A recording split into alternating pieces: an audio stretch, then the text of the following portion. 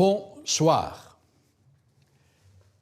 Les régimes totalitaires qui ne sont pas dans une logique de succession familiale, comme en Corée du Nord, obéissent toujours à une désignation par consensus entre les membres de l'État profond, comme on dit, le pouvoir non dit, mais qui dispose de la réalité de la décision politique.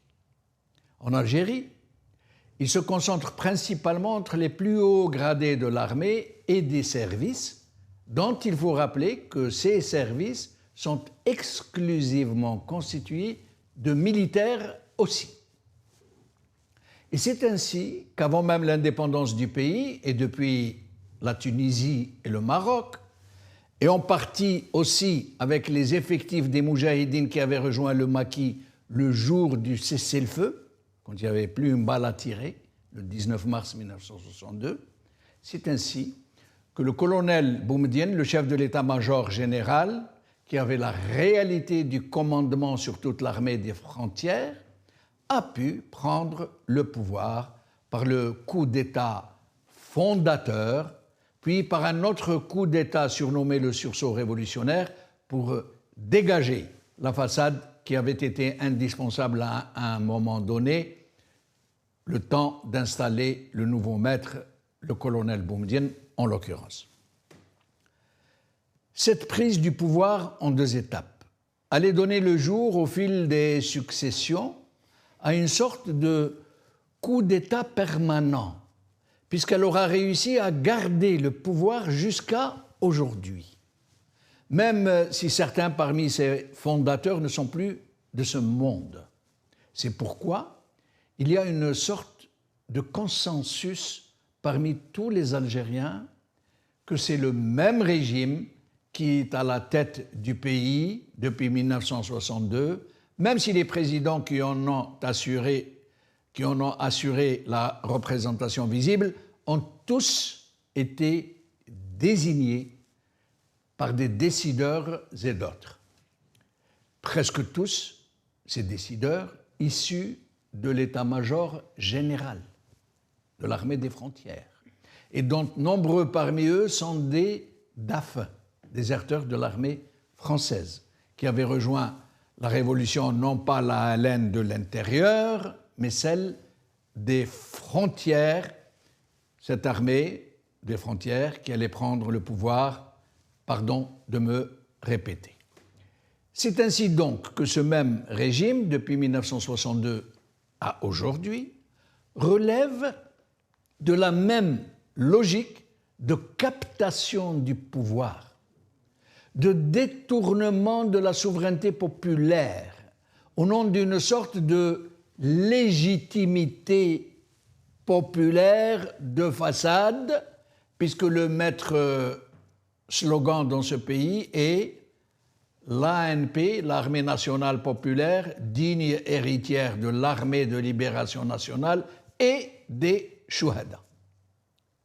Oui, un même régime, né dans une même logique de coup d'État permanent, dans une même parodie de démocratie et d'élection systémiquement et systématiquement frauduleuse pour avaliser ce qui n'est rien d'autre que la désignation par les faiseurs de rois de présidents sortis tout droit, sortis tout casqués de la cuisse de Jupiter, comme on dit. Une logique de pouvoir en chaîne, constituée de maillons successifs, l'un après l'autre. Deux exceptions, cependant, ont rompu le consensus, ont rompu l'habituel consensus de cette doctrine. L'assassinat de Mohamed Boudiaf, que le régime avait réussi à berner et qui avait réussi à le blanchir ce régime, mais qui n'a pas tardé à découvrir le poteau rose fondateur, j'allais dire, et qui a cherché à renverser la table.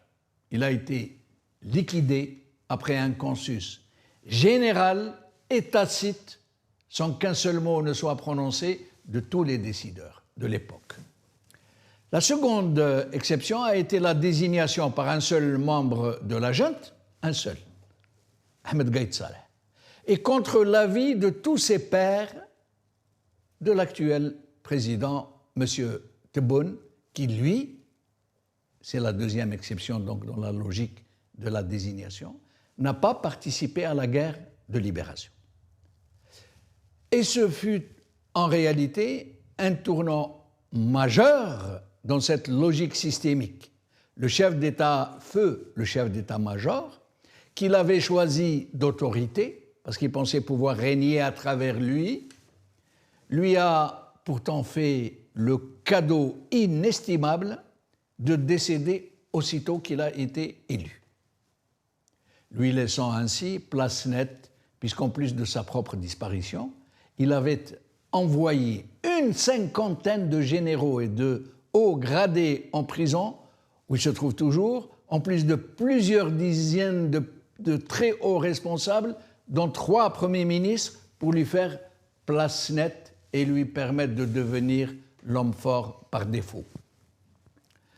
Je me suis permis de vous rappeler tous ces détails juste pour installer le décor, pour signaler que les conditions premières de la logique fondatrice sont en train de changer en profondeur, que les décideurs fondateurs ont été éparpillés, désintégrés, neutralisés, qu'une nouvelle conformation du système s'est installée à coups de boutoirs, d'improvisation, dans un climat d'extrême méfiance où il ne fait plus de doute, pour la première fois depuis les premiers jours de ce système, que l'actuel président se révèle chaque jour un peu plus le maillon faible de cette chaîne du coup d'État permanent qui enchaîne l'avenir même du peuple algérien.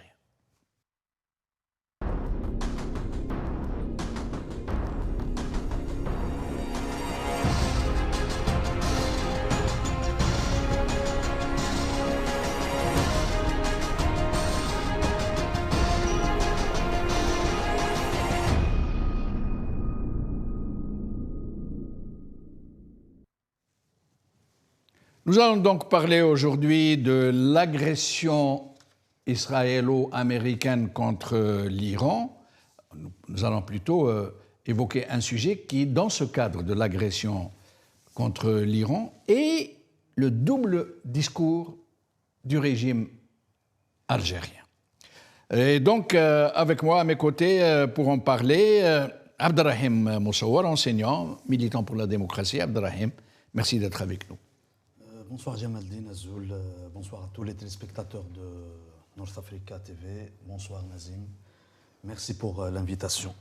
Merci Nazim Taleb, membre du secrétariat de Rachad, merci d'être avec nous Nazim. Merci pour l'invitation et merci à vos invités, bonsoir à vos invités et à tous vos téléspectateurs. Merci.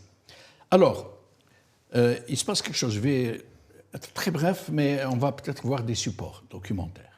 Il se passe que M. Tebboune, par le biais de son ministre des Affaires étrangères, a fait une déclaration où il parle d'agression injustifiée de l'Iran contre les pays arabes frères du Golfe. Et il condamne avec la plus grande énergie et il affirme sa solidarité. D'ailleurs, je vais essayer de vous lire quelques... Ahmed Attaf a entamé son intervention en exprimant la solidarité de l'Algérie avec les pays arabes frères qui ont été touchés dans le contexte de la dangereuse escalade militaire que connaît la région du Moyen-Orient par les agressions militaires iraniennes injustifiées et inacceptables. Ce sont ses propres termes. Et il adresse, M. Attaf, ses condoléances et sa profonde sympathie aux familles des victimes, les vœux sincères de prompt rétablissement aux blessés, ainsi que le vœu le plus sincère, etc., les conséquences des pertes matérielles catastrophiques qui leur ont été infligées. Et pour ce qui est après ça, il y a eu aussi la déclaration de quelqu'un dont on ne comprend pas ce qu'il vient faire dans ce genre de déclaration. C'est le ministre de l'Intérieur, des collectivités locales et du transport, et qui semble être devenu le ministre pivot de tout le gouvernement. Nous allons l'écouter d'abord. Monsieur Saïd Sayoud. في هذا المقام لا يفوتني أن أتجه بأصدق عبارات التضامن إلى الدول العربية الشقيقة التي طالتها الاعتداءات العسكرية الإيرانية غير المبررة وغير المقبولة في سياق التصعيد العسكري الخطير التي تشهده منطقة الشرق الأوسط. تعازينا ومواساتنا القلبية لأسر الضحايا ودعواتنا الصادقة بالشفاء العاجل للمصابين، وتمنياتنا الخالصة أن يتجاوز كل أشقائنا آثار ما حل بهم من خسائر مادية كارثية. إن هذا الموقف الذي ما فتئ يعبر عنه رئيس الجمهورية السيد عبد المجيد تبون لأشقائه أصحاب الجلالة والفخامة والسمو من الدول العربية المتأطرة بهذا التصعيد يتجاوز حدود الاعتبارات الظرفية أو الآنية ليندرج ضمن التزام مبدئي راسخ، وهو الالتزام الذي أكد عليه السيد رئيس الجمهورية من خلال حرصه على التواصل الدائم والمنتظم مع أشقائه ونظرائه العرب خلال هذه المرحلة الدقيقة من تاريخ منطقة الشرق الأوسط ومن تاريخ العالم العربي ككل. Il y a un autre personnage, une très haute personnalité, peut-être la plus haute personnalité du système, si l'on tient compte de la nature du système militaire de ce régime, M. Chengereha, le chef d'état-major, ministre délégué, vice-ministre délégué auprès de la Défense nationale, qui a fait lui aussi une déclaration que nous verrons après que vous ayez commenté celle-ci, parce que M. Chengereha, qui est censé rester un peu dans la ligne, ou de ne pas s'exprimer du tout en sa qualité de militaire, il aurait pu dire « moi, je ne fais pas de politique internationale, je la laisse à ceux qui en ont la charge ». Il a parlé du climat général de la situation, mais d'une façon absolument mesurée, qui n'est pas du tout, mais alors pas du tout, dans la ligne de ce que nous venons d'entendre. Alors d'abord sur Abderrahim Moussour, sur cette déclaration de Saïd Sayoud et sur la déclaration d'Ahmed Attaf. Ça vous parle de quoi, en fait? Qu'est-ce qui se passe? Pourquoi cet alignement? Pourquoi cet engagement? Pourquoi cette déclaration très brutale, très violente, très engagée, très alignée? Moi, je suis convaincu que les systèmes globaux qui dirigent dans un esprit de totalitarisme, qui dirigent leur pays dans un esprit d'injustice, se font secouer à chaque fois que des personnages comme Donald Trump se fait secouer par des puissances auxquelles il ne s'attend pas. Ça, c'est une première. Et ça s'inscrit dans la logique d'éléments du langage, mais aussi d'engagement d'un exécutif.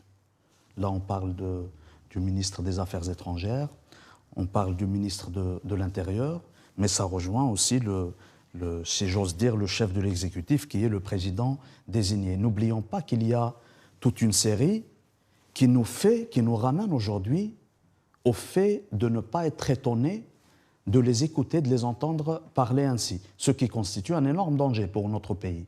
Pourquoi?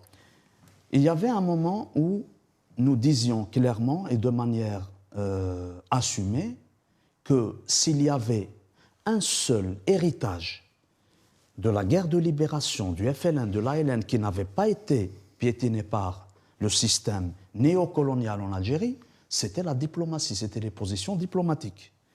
Je vous donne pour simple exemple la position par rapport à l'affaire palestinienne.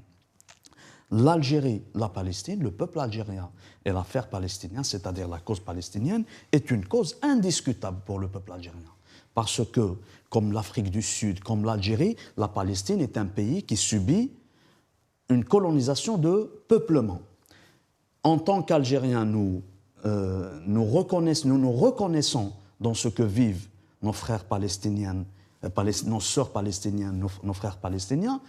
Et là où je voulais en venir... Je vous précise que des manifestations pro-palestiniennes ont été chassées d'Alger parce qu'elles voulaient manifester leur soutien. Absolument. Je vous laisse. C'est l'écart que je voulais dire tout à l'heure que je citais entre les positions historiques du peuple algérien vis-à-vis de la cause palestinienne et d'un système qui a peur pour lui-même, pour sa survie, à chaque fois que des personnages comme Trump se font c'est-à-dire se font remettre à leur place.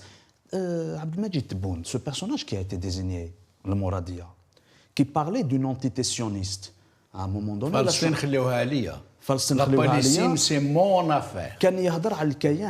Oui. Parce que les éléments du langage, c'est aujourd'hui la guerre linguistique. Ah oui, oui, oui. Ce qui se fait dans le monde aujourd'hui, les médias occidentaux, les hommes politiques, etc., c'est la guerre linguistique. Il est passé, les éléments de langage. Il est passé de l'Kayen, l'entité sioniste, à l'État d'Israël. Si demain il y a reconnaissance de deux États, y compris l'État palestinien, éventuellement l'Algérie aurait des relations, normaliserait ses relations avec Israël. Et par la suite, on est passé de 2 ans de prise de position de Benjamin à l'ONU, là où il y avait un soutien inconditionnel, c'était la position du peuple algérien vis-à-vis de la cause palestinienne, à la main levée de la honte, tout en étant obligé de remercier Trump pour son plan proposé et féliciter pour son plan sur la bande de Gaza. Un autre élément par la suite, ce qu'il se passe en Iran aujourd'hui, cette guerre déclarée au peuple iranien par les impérialistes, à leur tête l'Israël et les États-Unis. On a vu un communiqué, c'est-à-dire les premiers jours, un communiqué du ministère des Affaires étrangères en disant « on ne veut plus qu'il y ait des hostilités, on souhaite qu'il y ait le calme dans cette région du Moyen-Orient ». Le lendemain, un autre communiqué qui se fait à 180 degrés, c'est-à-dire qui va s'opposer au premier en disant c'est-à-dire on soutient nos frères Ashab al-Fakham, Ashab Soumou, dans les attaques qu'ils sont en train de subir. Vient aujourd'hui, il y a quelques jours de cela, le communiqué du même ministère, c'est-à-dire des Affaires étrangères, qui parle d'attaques injustes et injustifiées menées par l'Iran contre ces pays. Injustifiées. Injustifiées, je ne suis pas d'accord. Pourquoi ? Parce que vous avez Israël qui attaque sans pitié, c'est un pays qui a vu déjà les premiers meurtres, c'était une école avec près de 200 fillettes qui sont mortes, qui ont été assassinées par les criminels, par les génocidaires, qui ont commis des exactions contre le peuple palestinien. Sans oublier par la suite que ces pays du Golfe, ils ont des bases américaines à partir desquelles l'Iran se fait attaquer. Je suis de ceux qui sont contre les guerres, de ceux qui sont contre l'armement. Mais lorsqu'un pays est touché dans sa souveraineté. Et je rappelle aussi, mon frère Jamaldine, que notre soutien à la cause palestinienne, mais aussi au peuple iranien, ne s'inscrit jamais dans un soutien au système totalitaire. Mais là, ce qu'il se passe en Iran, ça va de la souveraineté d'un peuple, ça va de la souveraineté d'un pays, ça va d'un pays qui se fait agresser par les puissances impérialistes. Quelle lecture pouvons-nous faire sur ces déclarations très...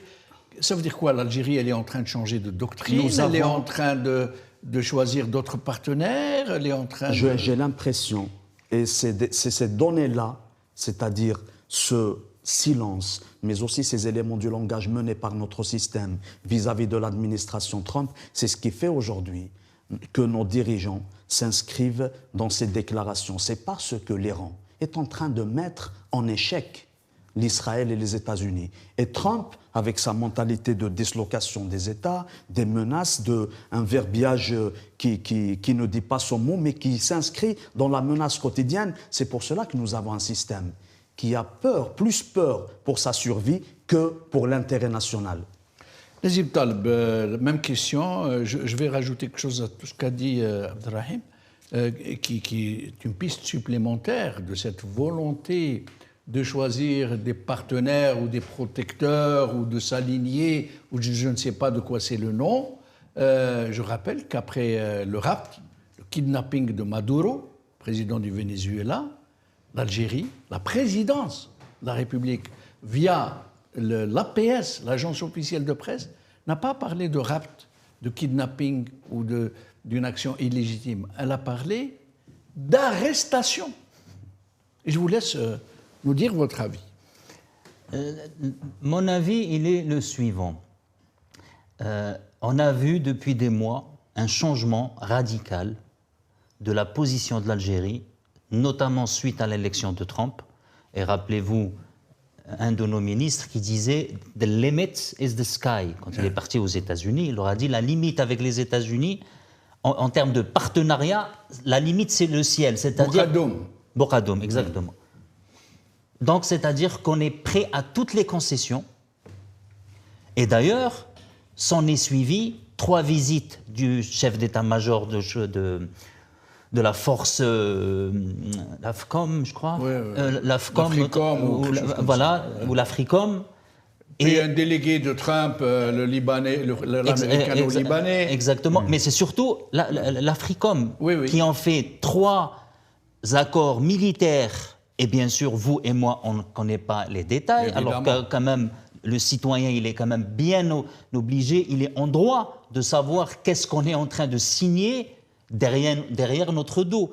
Et on apprend également que la base qui est à Taman Rasset, qui a été construite à l'époque dans les années 80 par la société Brown, qui va être réactivée. À quelle fin? Station d'écoute. Station d'écoute, ça peut être une piste d'atterrissage.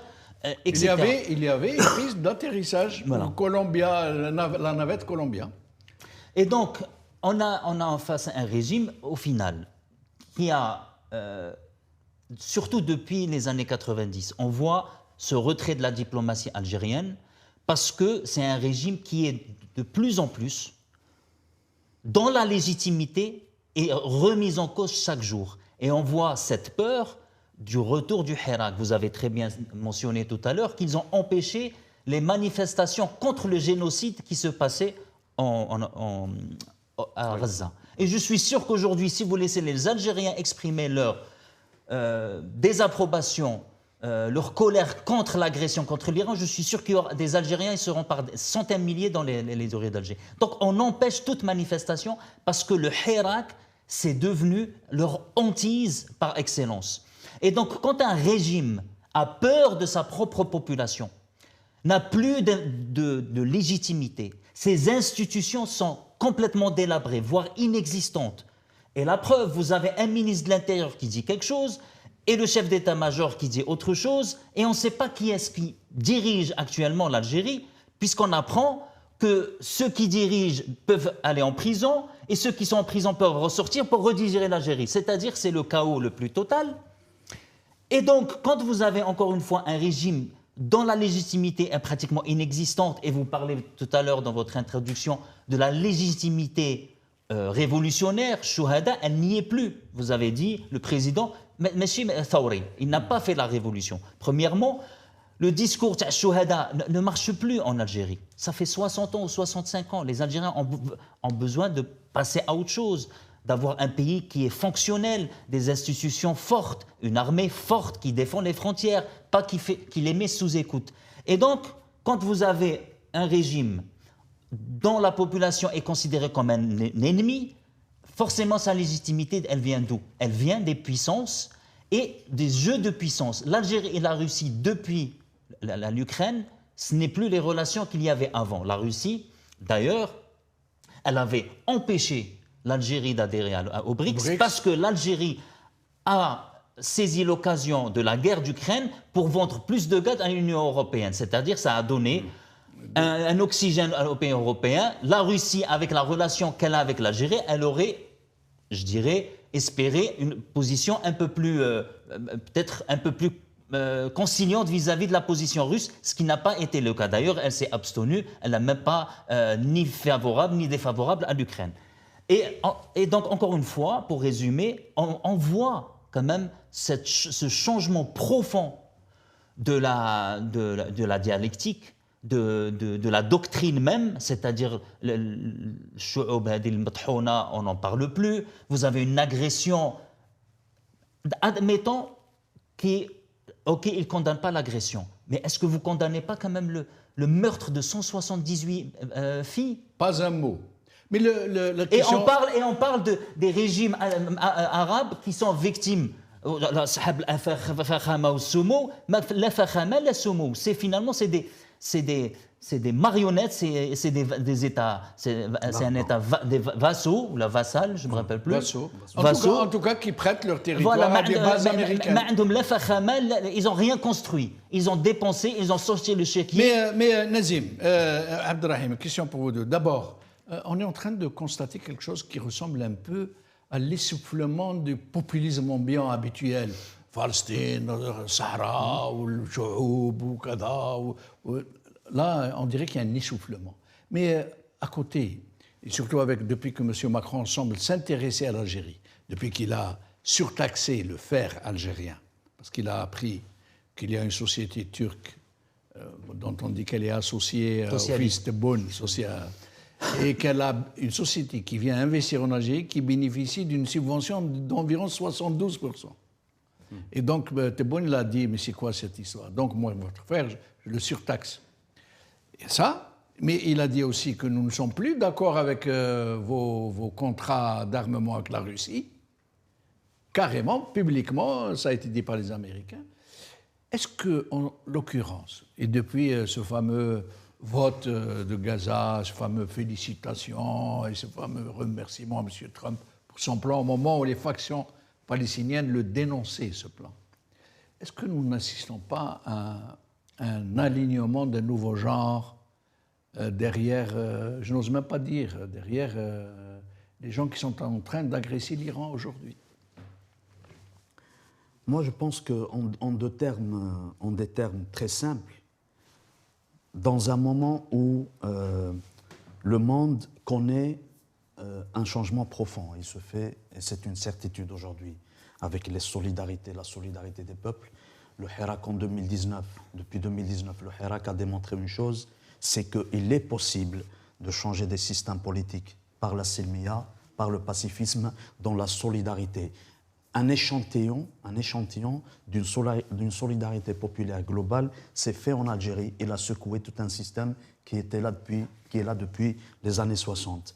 Gaza a démontré la chose à travers les soutiens des peuples du monde, notamment en Europe. Qui aurait cru un jour qu'en Espagne, ce n'est pas pour sous-estimer les capacités du peuple espagnol, mais qui aurait cru que le peuple espagnol se mettrait comme une seule femme ou comme un seul homme et imposerait des choix stratégiques au niveau c'est-à-dire auprès du Premier ministre. Moi, je pense qu'au moment où un changement est inévitable, il est inéluctable à travers le monde, nous avons des systèmes, en Algérie ou ailleurs, les systèmes qui ont une essence totalitaire, ils cherchent de nouveaux maîtres. On a eu un système qui... En l'occurrence, c'est qui ces maîtres qu'ils se cherchent et qu'ils semblent avoir trouvés?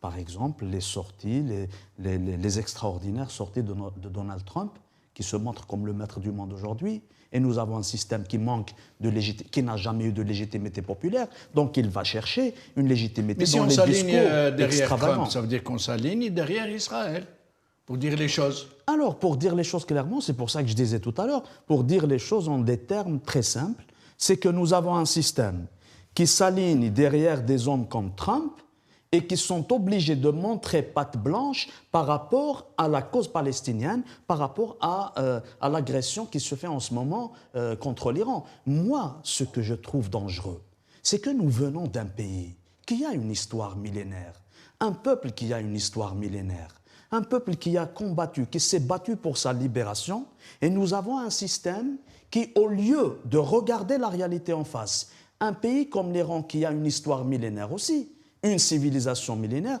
on soutient des monarchies du Golfe qui ont été créées elles-mêmes par les États-Unis. C'est ça le résumé. Les Britanniques. Les Britanniques, les États-Unis, etc. Nazim, avant de vous donner la parole, on me dit à l'oreillette que j'aurais dit que M. Tebboune aurait décrété une surtaxe. Non, mais j'avais compris que c'était pas pour Macron. Mais je ne voulais pas vous reprendre parce que vous aviez déjà cité Macron, donc on avait compris que c'était Donald Trump. Merci. Alors je vous laisse dire... C'est le nom de quoi ça? Est-ce qu'il y a un alignement nouveau qui n'ose même pas s'affirmer en tant que tel avant d'écouter M. Chengerha? Est-ce que le régime Tebboune, pour le dire comme il est, la nouvelle Algérie, est-ce qu'elle a choisi, je pose la question de façon claire, est-ce qu'elle a choisi de s'aligner derrière les Américains et derrière Israël, puisqu'elle est en train de condamner l'agression, dit-elle, injustifiée et injuste contre l'Iran, dont on sait tous que c'est lui qui a été agressé par Israël et les États-Unis.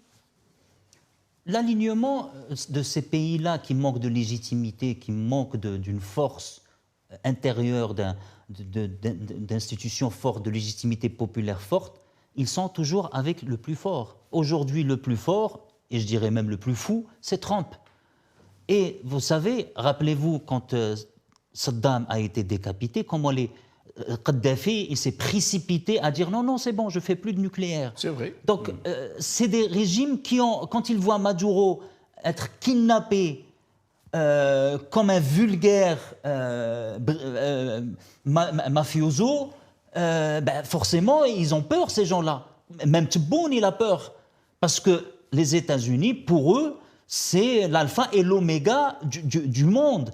Or, ce changement de doctrine, ce changement de paradigme ne répond pas à un besoin stratégique, mais il répond à un besoin tactique et très temporel. Parce qu'aujourd'hui, si on voit, stratégiquement parlant, l'Algérie, elle a tout intérêt à faire partie de ce qu'on appelle aujourd'hui en anglais le Global South, c'est-à-dire le Sud global, et faire prendre des distances avec les États-Unis. Parce que les États-Unis, aujourd'hui, et ça, beaucoup d'experts le disent, elle est dans une vision très isolationniste, puisque finalement, vous imaginez, vous, les États-Unis, où l'Union européenne leur dit non, il n'y aura pas d'avions qui vont survoler notre territoire, à l'image de la France, l'Espagne, l'Autriche, l'Italie.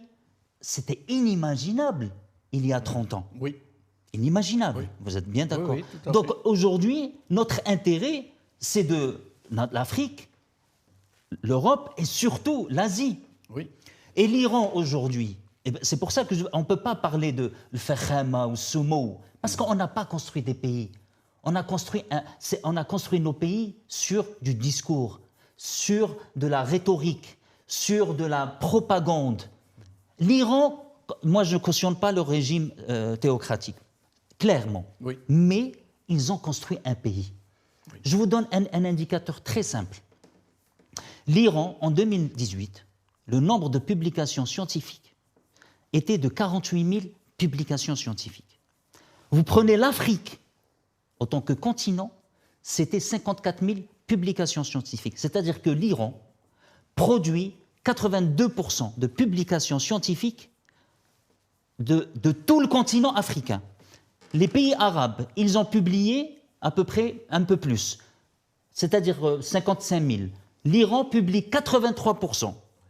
80%, 3% de ce que ont publié les Arabes, tous les pays arabes en 2018. Et si vous enlevez toutes les publications en Arabie Saoudite, parce que dans cette étude, ils disent que l'Arabie Saoudite a publié 13 000. Bon, on sait très bien que ce n'est pas les Saoudiens qui les ont publiés, mais admettons. Ça veut dire qu'ils ont, qu'on le veuille ou non, c'est un État nationaliste. C'est un État qui a construit un pays. Aujourd'hui, malheureusement, et ça, il l'a rappelé, nous, normalement, on aurait dû être un deuxième Iran, c'est-à-dire dans l'aspect révolutionnaire de la chose, nationaliste de la chose. Parce que notre indépendance a été arrachée au prix du sang. À la limite, les pays de Proche-Orient, c'est des États artificiels qui ont été faits par un stylo. Voilà, toi, tu sais, le Bahreïn, elle n'appartient plus à l'Iran, elle va être toute seule. Le Koweït, elle n'appartient plus à l'Irak, etc. Mais l'Algérie on aurait dû investir massivement dans les cerveaux, mais pas dans des idiots. Malheureusement. C'est le cas de l'Iran, pays producteur, si je peux dire, d'ingénieurs de très haut niveau.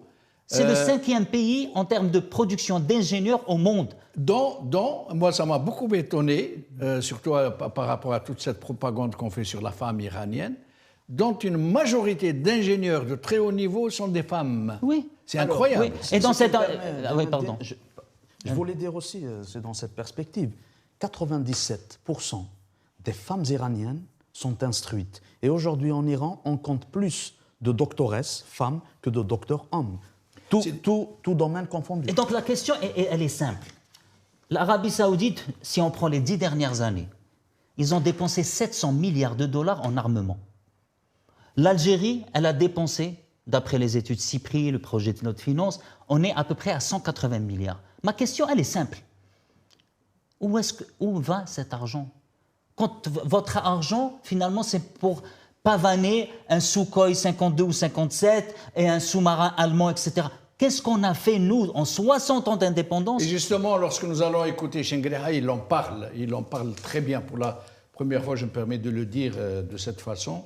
Mais avant, je voulais juste rappeler, pour être dans le droit fil de ce que vous étiez en train de dire, que les gens de mon âge se rappellent très bien quand on disait d'Alger qu'elle était la Mecque des révolutionnaires. Oui. Le festival panafricain, les Cubains qui étaient à Alger, les Américains du Sud, les révolutions, Patrice Lumumba. Mais c'était incroyable. Elle était même une force de résolution de conflits. Rappelez-vous les otages américains en Iran.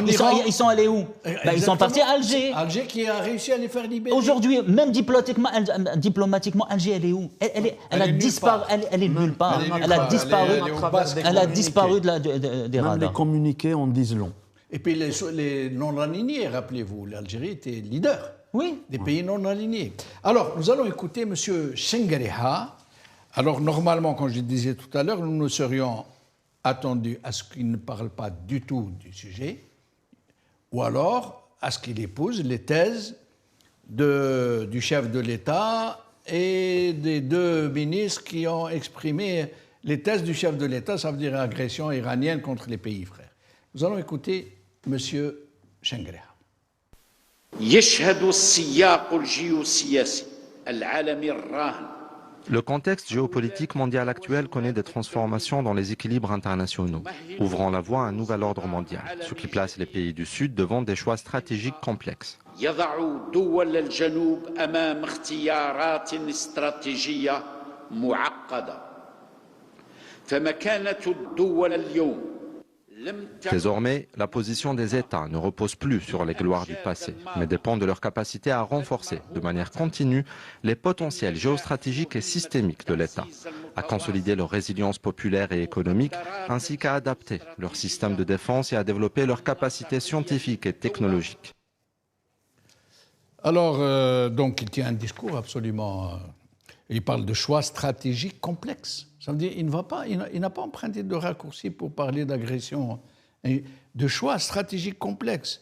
Il parle de la position des États qui ne repose plus sur les paradigmes du passé, qu'il faut se réorganiser, se préparer à mettre en place un système de vision stratégique, systémique, qu'il faut embrasser la situation de façon globale. Moi, j'ai l'impression qu'il lui tient un discours de chef d'État, responsable, visionnaire, objectif, au moment où le chef de l'État tient un discours belliqueux, vaniteux, va-t-en-guerre, qui s'aligne sur les thèses d'Israël et des Américains. Ce n'est pas votre avis ? En tant que citoyen algérien, d'abord, j'ai le droit, nous avons le droit de nous poser des questions. C'est c'est au conditionnel, tout ce qui est en train de se faire. Mais la finalité dans tout ça, c'est que ce décalage ne peut pas être bénéfique pour nous, ne peut pas être bénéfique pour l'Algérie. Ça veut dire le décalage entre le décalage entre deux discours, ce que nous entendons physiquement. Oui. C'est-à-dire on écoute, on lit des communiqués, même des interventions du ministre des Affaires étrangères qui dénonce l'agression, entre guillemets, de l'Iran vis-à-vis des monarchies du Golfe. Vous avez un ministre de l'Intérieur, mais tous les deux, ils rappellent qu'il s'agit de la position du président. Ils citent dans un discours qui dure 5-6 minutes, au moins 2-3 fois le nom du président. Oui, il revient. Ils ne peuvent pas dire autrement. C'est pour montrer qu'il s'agit de la position de l'exécutif. Et là, je me pose la question, l'intervention de Chenguereha, est-ce que cela serait éventuellement une tentative d'équilibrer, de dire que de rappeler à l'ordre, peut-être. Good cop, bad cop. De dire. Le bon flic, le mauvais flic. Voilà le mauvais flic, le gentil flic, d'un côté. Ou peut-être de rappeler est-ce que vraiment, c'est-à-dire entre guillemets, est-ce qu'il y a peut-être un conflit ou un désaccord une démarcation des sorties. On a l'impression très nette d'une démarcation de l'armée par rapport à... D'une éventuelle démarcation, comme on dit en algérien, vis-à-vis des pays comme l'Iran, etc. Moi, je suis sûr d'une chose. Ce que je peux contester dans cette intervention, quand il dit les gloires du passé, un chef d'état-major qui dit qu'on ne doit pas rester dans les gloires du passé, je m'excuse, mais les gloires qui ont été faites, qui ont été dessinées, je parle de la guerre de libération, je vais aller jusqu'à Massinissa, jusqu'à Takfarinas. C'est ce qui a fait la grandeur du peuple algérien aujourd'hui. D'ailleurs, l'armée algérienne elle-même se dit digne héritière de la haine. Le peuple algérien, c'est le digne héritier de la guerre de libération. Le peuple algérien. Le peuple algérien, effectivement, qui constitue aujourd'hui la véritable diplomatie populaire. La vraie diplomatie en Algérie, celle à laquelle je crois et celle à laquelle des concitoyens croient, c'est la diplomatie populaire qui dit qu'on doit respecter l'héritage du FLN. Pendant même la guerre de libération, on prenait position pour la cause palestinienne. On ne s'inscrivait pas dans des conflits qui seraient contre l'existence d'un peuple. On ne s'ingère pas dans les affaires d'un pays. C'est ça le vrai message du peuple algérien qui a longtemps été empêché par le système et dont l'empêchement s'est accentué pendant ces 3 années de génocide à Gaza, pour montrer patte blanche à l'administration Trump. Vas-y. Moi, déjà, sur la question de forme, à quel titre il parle de politique? Moi, nous, au sein du mouvement Rached, on le dit clairement, le rôle de l'armée, il est dans les casernes. Il n'est pas de faire des discours fleuves et politiques. D'ailleurs, je connais très peu de pays où vous avez un chef d'état-major qui nous parle de stratégie, etc. Ce genre de choses se passe à huis clos, puisqu'on ne va pas dire non, on va faire ça. C'est de l'armée, donc normalement, ça relève de la sécurité de l'État.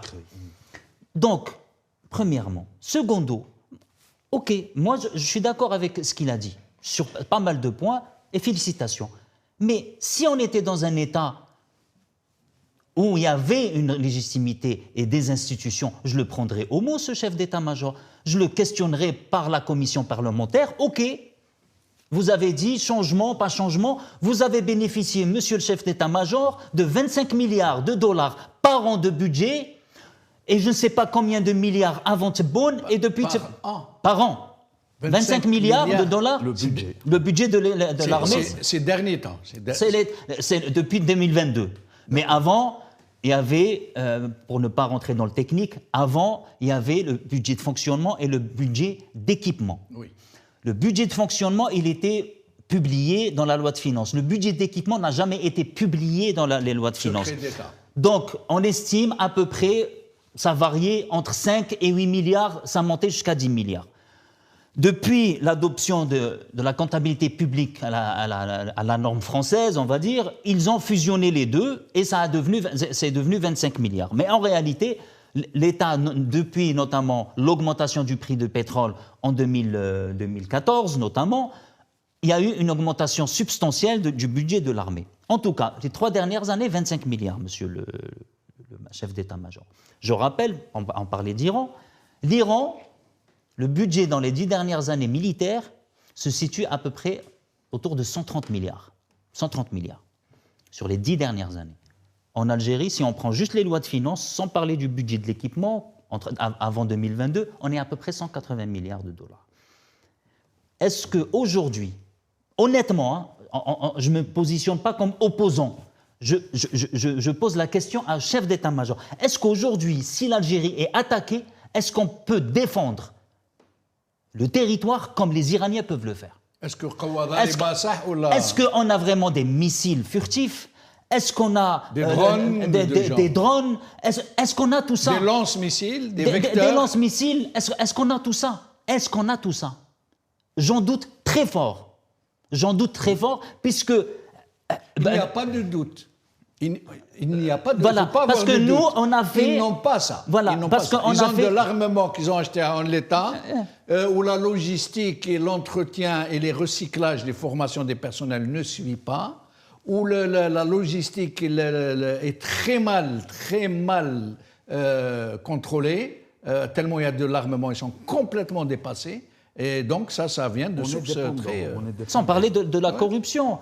Moi, j'avais un ami qui était quand même très haut gradé, dont le père était aussi dans l'armée. Il est parti pour s'entraîner sur des chars russes. Je ne me rappelle plus exactement le type de char, et il devait faire la PV de réception de ces fameux chars. Ce n'étaient pas les chars sur lesquels il s'est entraîné. C'était des chars d'une précédente génération. Et donc il appelle ça le colonel ou le général, peu importe, il a dit non, mais tu signes. Il y a eu un scandale pareil. On t'a jamais rien demandé. Il y a eu un scandale pareil sur les avions. Exactement, oui. Exactement. Oui, oui. On repeint le avions de chasse. On repeint le truc et on vous présente. Voilà, c'est ça.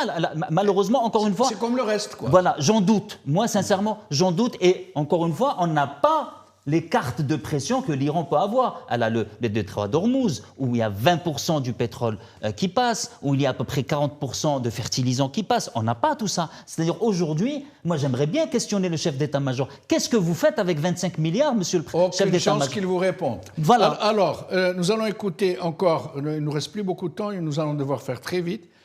Écoutez M. Chengereha nous parler de propagande contre la propagande.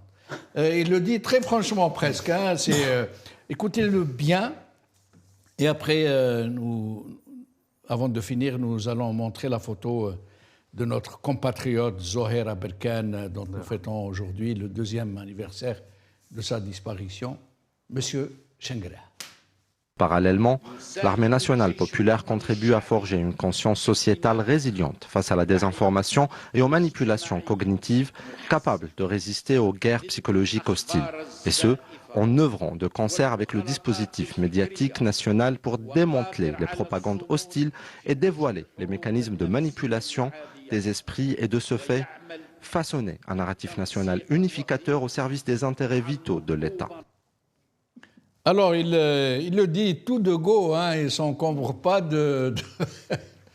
il dit nous devons forger une conscience, je ne me rappelle plus du terme exact, populaire ou politique, résiliente. Ça veut dire qu'il nous faut user de propagande pour contrecarrer la propagande. En fait, il parle de nous tous, qui nous opposons, qui contestons ce régime, qui essayons d'attirer l'attention sur la nature mafiocrate, prédatrice de ce régime.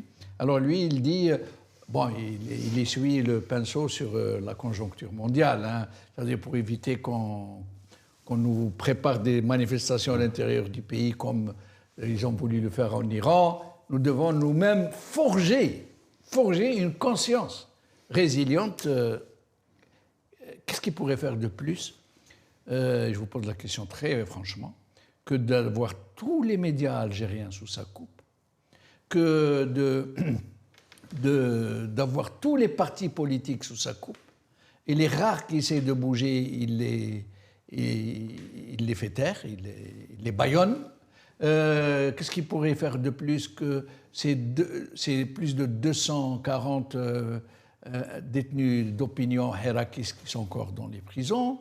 Qu'est-ce qu'il aurait pu faire de plus que ces milliers de détenus d'opinion qui sont passés par la case prison? Parce que nous, on parle aujourd'hui que ceux qui sont encore en prison. Mais ceux qui ont fait la case prison, qui sont sortis, ils se comptent depuis le début du Hirak en milliers. Alors, j'aimerais bien que vous me disiez ce qu'ils pourraient faire de plus que ceux qui sont en train déjà de faire. Vous savez, ça me fait rappeler, il y a une enquête dernièrement qui est sortie sur l'argent qui a été dépensé par l'antitationniste pour acheter des influenceurs lors du génocide de Gaza. Ils payaient jusqu'à $5 000 par publication. Et malgré toute l'armada, tout l'argent qu'ils ont dépensé, et ça, je parle à un niveau de l'État sioniste, je ne parle pas encore des États-Unis, qu'ils ont racheté TikTok, Amérique, pour 7 ou 8 milliards. Rappelez-vous Elon Musk, on lui a fait porter un gilet pare-balles, va en Israël, tu vas apprendre à fermer un petit peu ta gueule, excusez-moi du langage, parce qu'il a commencé un petit peu à critiquer Israël, allez, va en Israël, tu vas apprendre quand même à dire autre chose. Et il a commencé à partir de là à fermer les comptes. Et malgré ça, tous ces milliards, toute cette armada, tous ces outils de réseaux sociaux, ils n'ont pas réussi à ce qu'aujourd'hui l'État d'Israël est considéré comme un État criminel, génocidaire. Et aux États-Unis, où il y a le MAGA, c'est-à-dire la base qui a constitué les électeurs de Trump, se retourne contre Trump. Donc moi, la question est simple. Comment les États-Unis et les Israéliens n'ont pas réussi et Shengriha va réussir avec son journal du 20h? Et ben voilà. Alors, Abdelrahim, très vite, parce que nous arrivons à la fin de l'émission. Moi, je profite de la fin de cette émission pour dire un mot, c'est que dans un moment où des changements s'opèrent dans le monde, des changements qui ne sont pas voulus ou tracés par les systèmes, parce que autant nous avons des systèmes génocidaires, le système américain, israélien, etc., c'est aussi des systèmes qui les soutiennent directement, indirectement, qui sont des systèmes totalitaires, qui sont des systèmes qui bâillonnent la voix du peuple dans leur pays. Aujourd'hui, j'ai envie de rendre hommage à Zohaira Berkane. Donc nous allons voir la photo. Ce que je dis n'est pas tout à fait à séparer du sujet d'aujourd'hui, mais c'est de rappeler que des militants, parce que Zohaira Berkane n'est pas qu'un simple journaliste, c'est aussi un militant de la liberté. En novembre 2017, il a dit « J'ai envie en tant qu'Algérien de vivre mon 1er novembre 2017 comme l'esprit d'indépendance du 5 juillet 1962. » Ça veut dire une chose, c'est que plus de 60 ans après l'indépendance territoriale, l'indépendance géographique de notre chère Algérie, chèrement acquise, chèrement arrachée par nos grands-parents, nos grands-pères et nos grands-mères, Chouhada ou Shahidat, Moudjahidine al-Harar, 70 ans après, aujourd'hui, nous continuons sur la voie de la vérité. Nous demandons aussi à ces âmes, à ces esprits, ou peut-être à ces personnes qui restent, s'il en reste encore au sein de ce système, des personnes qui ont un minimum de sens de responsabilité, de regarder la réalité en face. Aujourd'hui, le salut de l'Algérie viendra de la libération des détenus politiques. Il viendra de l'ouverture des espaces d'expression. En moins d'une minute. Oui, tout à fait. Rabbi Rahmo, Youssa Aleh. Et effectivement, le salut de... Il y a pas, en fait, on est dans un monde de rapaces sauvages où aujourd'hui, on ne prend plus de pincettes. C'est-à-dire aujourd'hui, les pays, les États sont vus comme des réserves de gaz et de pétrole. Aujourd'hui, Trump le dit clairement, je veux prendre le pétrole iranien. Donc, ce n'est pas que l'Algérie qui est concernée, c'est tous nos pays.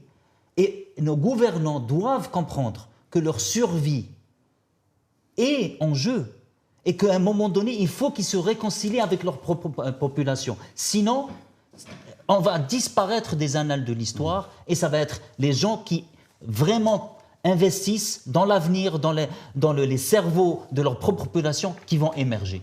Merci beaucoup, mes chers amis. Nous avons un peu débordé d'une minute, pas beaucoup, sur le temps de cette émission. Merci à vous, chers amis, de nous avoir suivis. À la prochaine fois, Inch'Allah. Au revoir.